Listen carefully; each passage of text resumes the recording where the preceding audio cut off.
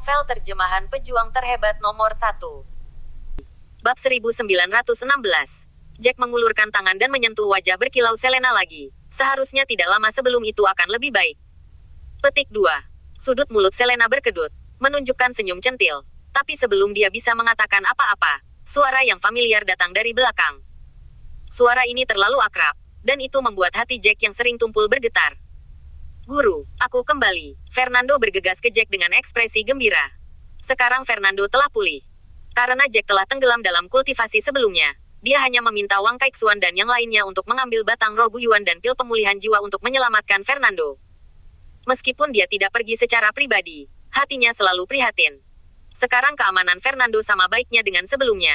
Jack benar-benar lega, baiklah jika tidak apa-apa. Fernando awalnya berpikir bahwa bahkan jika dia mendapatkan kembali kemampuannya untuk bergerak, dia pasti akan memiliki beberapa gejala sisa. Dia tidak menyadari bahwa efek pil jiwa dan batang roh Guyuan terlalu besar. Bahkan jika dia dibekukan begitu lama, tidak ada kerusakan yang tersisa. Setelah memutuskan bahwa dia pasti akan pergi, Jack tidak menunda banyak. Dia mengadakan pertemuan kecil dengan semua orang. Orang-orang yang paling dekat dengan Jack datang. Setelah Jack mengatakan ini, semua orang bereaksi berbeda. Namun, semua orang khawatir tentang bahaya yang akan mereka hadapi setelah meninggalkan dunia ini. Tetapi tidak ada yang mengatakan bahwa mereka ingin tinggal. Bagaimanapun, setelah antarmuka Huaxia diperkenalkan oleh Jack, mereka sudah mengerti bahwa ini milik antarmuka tingkat kelima. Mereka juga ingin melihat seperti apa dunia luar. Ketika pertemuan kecil ini diadakan, Jack tidak memanggil Daniela, terutama karena Daniela sekarang menerobos basis kultivasinya dalam retret. Di malam hari, Selena sedang minum teh sambil mengobrol dengan Jack. Selama waktu ini, Jack diam-diam berlatih atau menghabiskan waktu di ruang alkimia. Waktu bagi dua orang untuk bergaul telah sangat berkurang, dan Selena masih sangat senang di waktu luang yang langka sekarang. Sejujurnya, aku akan pergi dari sini, dan aku masih merasa sedikit enggan untuk berada di sini. Jack mengangkat alisnya dan berkata dengan nada ramah, bukannya aku tidak akan kembali lagi. Bagaimanapun, ada kapal roh mustard di tangan, aku bisa kembali kapan saja. Petik 2. Selena mengangguk dan tiba-tiba memikirkan sesuatu. Daniela masih berkultivasi sekarang. Aku akan memberitahunya kabar baik sebentar lagi. Petik 2. Ketika nama Daniela disebutkan, wajah Jack tidak terlihat bagus. Apakah kamu akan membawanya bersamamu kali ini? Setelah mendengar ini, Selena tertegun sejenak. Apakah kamu tidak membawanya dan meninggalkannya di sini sendirian? Jack menghela nafas pelan. Insiden itu selalu membuat Jack bingung. Dan dia juga melihat banyak keraguan dalam hubungan selanjutnya. Tapi ini hanya tebakannya, dan tidak ada bukti nyata. Tetapi selalu ada benjolan di hatinya, dan dia tidak bisa menyelesaikannya untuk sementara waktu. Selena bertanya sedemikian rupa sehingga Jack bereaksi. Dia akan pergi dengan orang-orang ini. Jika Daniela dibiarkan sendirian, itu akan menjadi terlalu banyak pria. Bab 1917. Hari demi hari berlalu. 2 bulan kemudian, Jack membawa kerabat dan teman-temannya ke Tianmen. Patriark Sengsu pernah berkata bahwa penghalang ruang di dalam Tianmen adalah yang terlemah. Jika dia ingin pergi dari sini dengan cepat, dia perlu mengambil kapal roh mustard dari sini untuk pergi ke ruang lain. Dengan sukacita dan kegembiraan, semua orang memasuki kapal roh mustard. Jack menempatkan semua batu roh di kapal roh mustard untuk menyerap energi. Dengan ledakan keras, kapal roh mustard didorong oleh batu roh. Seluruh kapal memancarkan cahaya putih yang menyilaukan. Jack berdiri dengan tenang di ruang kontrol, menyaksikan ruang di sekitarnya berangsur-angsur berputar di bawah kendali kapal roh mustard, melaju ke depan. 3 bulan kemudian, di kota Zhengyang, Suanzu Barat, benua Suanyan, di sebuah penginapan di sudut terpencil, seorang petugas penginapan mengerutkan kening dan melihat 10 batu roh terbaik di tangannya dengan jijik. 100 batu roh berkualitas tinggi ini adalah mata uang umum tertinggi di antarmuka Huaxia, tetapi itu ditolak oleh sebuah penginapan di benua api yang mendalam. Jangan bilang apa-apa tentang batu roh terbaik. Yang di kota Zhengyang masih berdagang dengan batu roh. Yang mana yang tidak datang dengan kristal roh. Petik 2. Berdiri di depan teman penginapan ini, Jack menghela nafas tak berdaya. Dia tahu bahwa ada perbedaan besar antara antarmuka di tingkat yang berbeda, tetapi dia tidak menyangka perbedaannya begitu besar. Menempatkannya di antarmuka Huaxia, batu roh paling top bahkan tidak dapat membayar untuk ruangan itu. Pria itu melihat bahwa Jack sedikit tidak berdaya, tetapi dia tidak ingin mempermalukannya. Lupakan saja. Saya akan memperlakukan Anda seolah-olah Anda berasal dari tempat antah berantah, dan Anda belum pernah melihat apapun di dunia. Rasio pertukaran di pasar untuk 100 batu roh kelas atas hanya dapat ditukar dengan 1 kristal roh kelas rendah. Dan hanya satu kristal roh tingkat rendah dapat digunakan Anda untuk tinggal di kamar tamu normal selama 10 hari. Jangan melihat saya seperti itu. Saya tidak menipu Anda. Jack mengangguk, dan tidak menggiling dengan orang ini. Setelah mengambil kunci kamar, dia langsung menuju lantai 2 penginapan. Ini sudah hari kedua Jack datang ke benua Xuanhuo, dan hari pertama dia datang. Dunia ini penuh dengan hal-hal baru. Setelah secara acak menarik orang yang lewat dan hanya mengajukan beberapa pertanyaan, dia tahu seperti apa dunia benua api yang mendalam ini.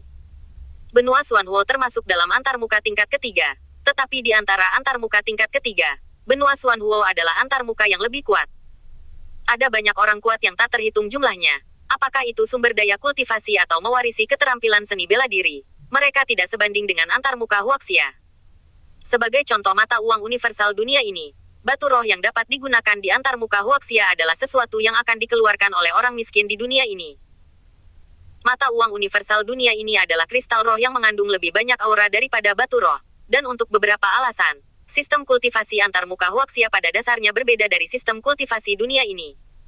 Di antarmuka Huaxia, memasuki alam suci adalah kultivasi tingkat atas. Tetapi di dunia ini, itu hanyalah awal dari sistem kultivasi.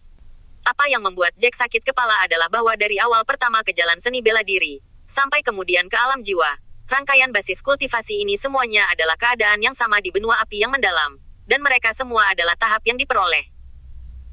Apa yang disebut tahap perolehan adalah untuk mengkultivasi diri sendiri untuk membersihkan sutra. Dan tahap suci yang telah Jack langkahi sekarang mewakili tahap bawaan awal di dunia ini, yang berarti lebih baik daripada rata-rata kultivator. Setelah itu, ada alam yang lebih kuat. Setelah mengetahui hal ini, Jack tidak patah semangat atau terpukul, tetapi melonjak dengan kerinduan yang lebih besar untuk masa depannya. Selena dan yang lainnya ditinggalkan di kapal roh mustard oleh Jack, dan kapal roh mustard diubah menjadi cincin oleh Jack dan dikenakan di tangannya, setara dengan cincin penyimpanannya.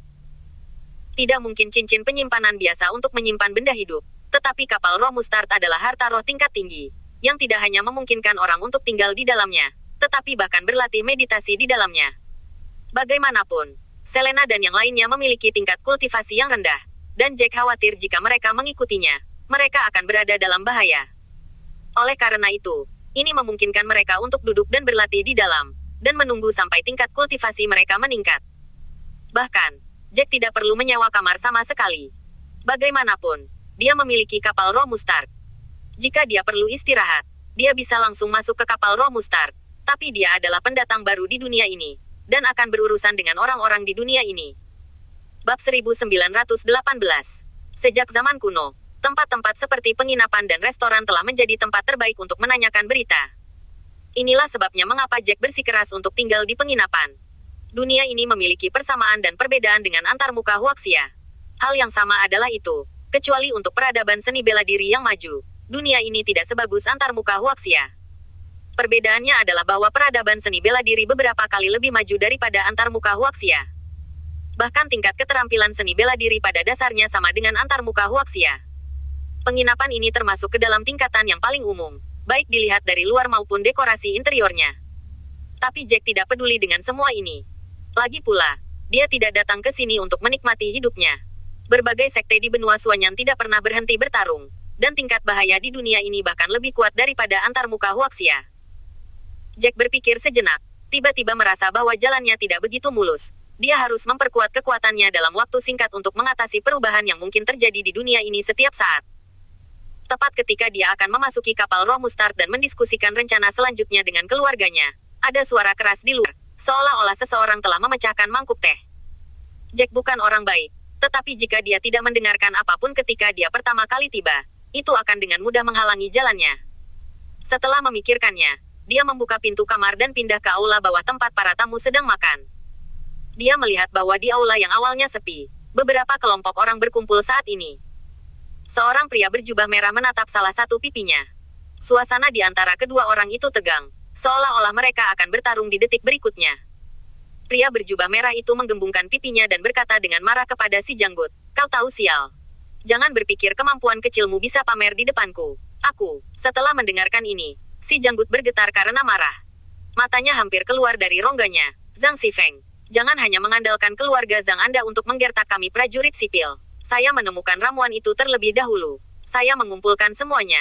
Anda mengambil gelombang orang lain dan menyambar obat mujarabnya. Sudah kubilang sejak lama, ini tidak ada habisnya. Setelah mendengar ini, Zhang Xifeng memandang Luo Jiu dengan jijik. Apa yang dapat Anda lakukan jika saya mengambilnya? Bisakah Anda masih membalas saya? Keluarga Zhang kami telah menghasilkan banyak tuan selama 100 tahun terakhir, dan sekarang bahkan lebih makmur, sama sepertimu orang sipil yang tak berdaya ini. Kamu hanya bisa berbicara dengan cepat, ingin balas dendam untuk kehidupan selanjutnya. Ini benar-benar menjengkelkan. Dan alisnya menajam. Kamu tunggu aku. Ketika aku memasuki sekte bipolar dan menjadi murid sekte bipolar, aku pasti akan mengumpulkan akun ini. Setelah Zhang Xifeng mendengar ini, alisnya berkedut dan tertawa. Dan ejekan yang bercampur dalam tawa dapat didengar dengan jelas oleh siapapun.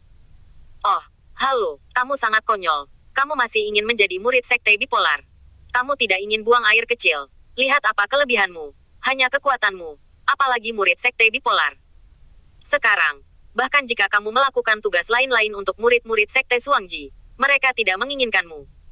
Luo Jihu mendengar komentar ini bahkan lebih marah, dan wajahnya yang penuh daging terguncang karena marah, dan dia mengepalkan tinjunya dan menatap Zhang Xifeng dengan kejam. Tunggu aku pasti akan menjadi murid sekte bipolar. Setelah Luo Jihu selesai mengatakan ini, dia sepertinya tidak mau terus berdebat dengan Zhang Xifeng. Dia mengeluarkan 2 kristal roh dari sakunya, jatuh di atas meja dengan pop, dan pergi tanpa melihat ke belakang. Zhang Xifeng memandang Luo Jihu. Ejekan di sudut mulutnya belum hilang dari belakang pergi. Bab 1919. Ketika Luo Jihu pergi, dia masih berkata, saya tidak tahu apakah orang ini benar-benar sembrono atau gila. Bagaimana sekte Suangji bisa menjadi pemimpin sekte kelas 3? Setiap kali mereka merekrut murid, itu tidak selalu untuk tahap perbaikan bawaan awal.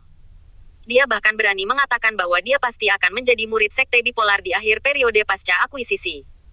Petik 2. Awalnya, orang-orang di sekitar yang menyaksikan kegembiraan tidak mengatakan sepatah kata pun. Mereka hanya bersembunyi dan berbisik. Tetapi ketika Zhang Xifeng mengatakan ini, itu menyebabkan orang baik berbicara. Salah satu dari mereka, seorang pria tampan yang baru berusia 20-an, berkata, Anda tidak tahu Tuan Muda Zhang.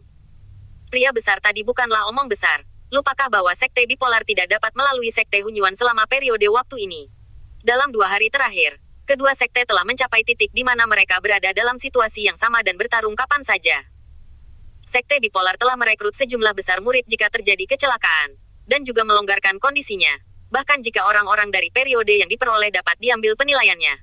Sekte bipolar dan sekte Hunyuan tidak saling bertemu, dan ini bukan 1 atau 2 tahun. Kota Zeng yang berada di bawah sekte bipolar dan termasuk dalam lingkup pengaruh sekte bipolar. Orang-orang di kota secara alami paling khawatir tentang hal itu, Zong bipolar. Secara alami, mereka juga tahu banyak tentang sekte Hunyuan, musuh lama sekte bipolar. Dan beberapa waktu lalu, di dekat sekte bipolar, sebuah rahasia sumber daya ditemukan. Sekte Hunyuan dan sekte bipolar hidup bersebelahan. Alam rahasia sumber daya harus dikatakan begitu dekat dengan sekte bipolar, dan jarak dari sekte Hunyuan tidak terlalu jauh. Setelah sekte Hunyuan mengetahui hal ini, dia langsung bersaing dengan sekte bipolar untuk memperebutkan rahasia sumber daya ini. Ada banyak keluhan antara kedua sekte. Kejadian ini menjadi sumbunya. Meskipun perang antara kedua sekte belum dimulai, semua orang tahu bahwa itu akan terus berkembang sesuai dengan momentum ini. Perang besar terjadi kapan saja.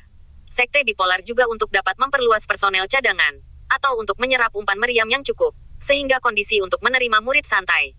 Setelah Zhang Xifeng mendengar ini, dia tidak terkejut sama sekali. Lagi pula, dia tahu banyak tentang sekte bipolar dan sekte Hunyuan, katanya sambil mencibir, bahkan jika syarat untuk menerima murid diperlebar, itu hanya mencoba untuk mengumpulkan lebih banyak umpan meriam. Pada levelnya, setelah memasuki medan perang, itu akan memberikan musuh kepalanya.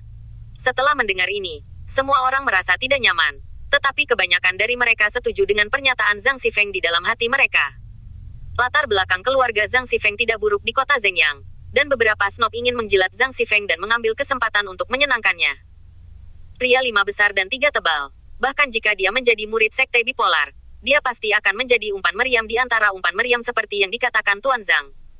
Saya mendengar bahwa Tuan Zhang berencana untuk berpartisipasi dalam penilaian murid sekte bipolar tahun ini.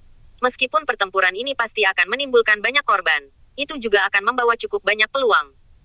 Dengan basis dan bakat kultivasi Zhang Gongzi, dia pasti akan mencapai hasil yang mempesona. Setelah mendengarkan ini, Zhang Xifeng menyipitkan matanya, yang sangat berguna. Dia suka mendengarkan sanjungan semacam ini, terlepas dari apakah kata-kata itu berasal dari hati atau tidak. Jack berdiri di puncak tangga, mendengarkan semua kata-kata orang-orang ini, dan tiba-tiba menggerakkan pikirannya. Dia juga pernah mendengar tentang sekte bipolar ketika dia masuk, tetapi dia hanya mengerti sedikit. Bab 1920. Dia tahu bahwa kota Zeng yang berada di bawah sekte bipolar, dan setiap sekte memiliki yurisdiksi kekuatannya sendiri. Jika dia ingin memasuki sekte untuk berlatih, sekte bipolar adalah pilihan yang baik. Dia hanya tidak tahu hal-hal seperti apa yang akan terjadi setelah memasuki sekte bipolar. Faktanya, lelucon ini, dengan perginya Luo Jiu, juga akan berakhir. Melihat bahwa tidak ada kegembiraan untuk ditonton, Jack berbalik dan berjalan menuju kamarnya, tetapi dia tidak memperhatikan sesuatu. Ketika dia berbalik, Zhang Xifeng tampaknya telah menemukan sesuatu, tiba-tiba melihat ke arah Jack, menatap Jack melihat ke belakang untuk waktu yang lama. Setelah Jack kembali ke kamar, dia segera memasuki kapal Roh Mustard. Kerabat dan teman-temannya di kapal Roh Mustard secara aktif berlatih, dan tidak ada yang mau menahan Jack. Mereka harap setelah Jack mendapatkan pijakan yang kuat di dunia ini, dia dapat membantunya. Nash White sudah berada di basis kultivasi Soul Realm sekarang. Dilihat dari basis kultivasi benua Suanyan, dia sudah berada di tahap akhir yang diperoleh. Melihat keterikatan Jack setelah masuk, dia segera berhenti berlatih, dan membawa Jack ke ruang tamu kosong di kapal roh untuk menyiapkan meja anggur dan mengobrol dengan Jack. Jack dan ayahnya secara alami tidak menyembunyikan apapun, dan setelah mengatakan keraguan di dalam hatinya, Nash White menghela nafas panjang. Ini sebenarnya tidak ada hubungannya. Aku tahu kamu takut kamu akan menyebabkan beberapa masalah setelah memasuki sekte. Tetapi kamu juga perlu tahu bahwa kamu tidak boleh berada di balik pintu tertutup ketika kamu berlatih. Kurangnya pertempuran dan pengalaman. Beberapa pertempuran dan pengalaman harus memasuki sekte sebelum mereka dapat dipromosikan. Petik 2. Setelah mendengarkan kata-kata Nash White, Jack tiba-tiba menjadi jelas. Dia memang mempersempit pikirannya sebelumnya, seperti yang dikatakan ayahnya. Meskipun dia memiliki ingatan akan kekuatan para pendahulunya, bukan berarti dia tidak membutuhkan apa-apa, hanya perlu mengandalkan memori untuk berlatih. Tidak peduli di dunia mana dia berada, pertempuran dan pengalaman sangat diperlukan. Terlebih lagi, ini adalah dunia baru. Jika dia pergi ke sekte, dia sekarang dapat dianggap sebagai pendukung. Itu lebih baik daripada mata hitam. Kamu benar. Kebetulan kali ini ada kekurangan murid dalam pertempuran antara sekte bipolar dan sekte Hunyuan. Saya juga dapat mengambil kesempatan untuk mengalaminya. Jack tidak menyembunyikan dari Nash White tentang kristal pengumpul jiwa. Setelah mengetahui tentang rangkaian hal ini, Nash White agak khawatir di dalam hatinya. Meskipun fragmen jiwa tipe kristal pengumpul jiwa ini dapat memberi Anda seni bela diri dan seni bela diri terbaik, setelah Anda menyerapnya, apakah itu benar-benar memengaruhi Anda? Ketika kapal Roh Mustard menerobos penghalang ruang angkasa dan melakukan perjalanan melintasi dunia, Jack mengambil kesempatan ini untuk memasuki kristal pengumpulan jiwa untuk menyerap pecahan jiwa yang ditinggalkan oleh pendahulunya. Faktanya, Jack tidak kalah khawatirnya dengan Nash White. Bagaimanapun, itu adalah bagian dari jiwa. Secara alami, hal-hal yang berhubungan dengan jiwa tidak bisa diambil sembarangan. Jika dia gagal melakukannya, dia kemungkinan besar akan kehilangan kepribadian aslinya. Namun, setelah memikirkannya, Jack juga menemukan satu hal, yaitu, tidak peduli seberapa khawatirnya dia tidak pasti yakin apakah penyerapan akan membawa efek negatif berdasarkan basis kultivasinya saat ini. Jika ingin menentukan ini, Jack hanya dapat membuat penilaian setelah dia menyerapnya secara pribadi. Jadi Jack telah menyerap pecahan jiwa di kapal roh sebulan yang lalu. Untungnya, setelah dia menyerap fragmen jiwa ini, selain menambahkan memori ke pikirannya, dia tidak merasakan ketidaknyamanan. Namun, sebagai seorang ayah, Nash White masih agak khawatir tentang masalah ini. Jack tahu pikiran ayahnya, Anda dapat yakin. Setelah saya menyerap fragmen jiwa ini, saya tidak merasakan ketidaknyamanan, saya juga tidak merasa terpengaruh. Fragmen jiwa ini memang hanya kenangan. Petik 2. Fragmen jiwa yang diserap Jack adalah ingatan seorang tetua klan Sengsu di alam kekosongan ilahi. Basis kultivasi tetua ini telah mencapai titik Wupo Void.